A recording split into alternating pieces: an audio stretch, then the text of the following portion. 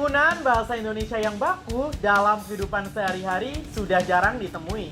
Tak jarang, penggunaan kosakata bahasa gaul lebih banyak dijumpai di masyarakat. Lalu, bagaimanakah dampak penggunaan bahasa gaul dalam perkembangan bahasa di Indonesia? Simak liputannya.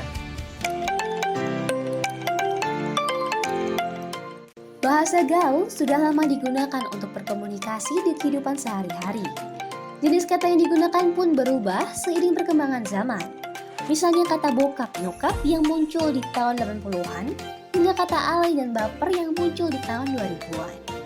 Untuk komunikasi sehari-hari, gue pasti pakai bahasa gaul lah ya. Lagi kalau lagi nongkrong sama teman-teman.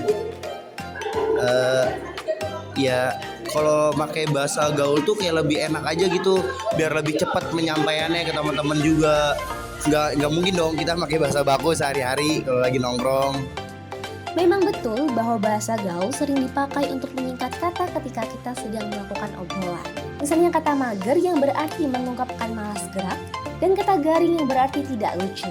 Meskipun demikian, ada beberapa bahasa gaul yang sudah masuk ke dalam KBBI, seperti kata baper, julid, serta pansos. Kita jadi tahu istilah bang menjadi ngap, kemudian bisa jadi sapi, kemudian ada bucin, ya, ada mager, ada insecure. Yang bahasa-bahasa ini muncul karena peranan media sosial, terutama Twitter.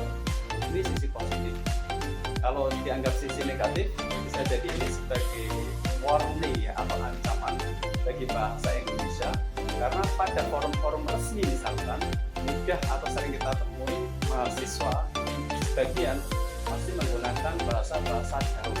Padahal kalau kita berbicara atau berbahasa kan juga harus melihat pada situasi formal atau informal, sehingga bahasa yang kita lakukan itu secara efektif. Eksistensi bahasa gaul memang sudah berdampak bagi perkembangan bahasa di Indonesia. Meskipun demikian, tidak semua bahasa gaul bisa terserap ke dalam penggunaan bahasa Indonesia yang baku.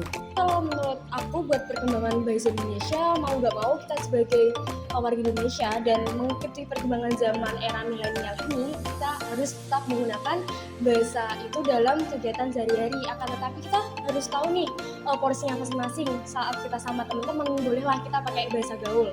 Tapi kalau misalnya di formal kayak kita lagi dalam kuliah atau sama dosen-dosen, ya mau nggak mau kita tetap menggunakan bahasa formalitas kita.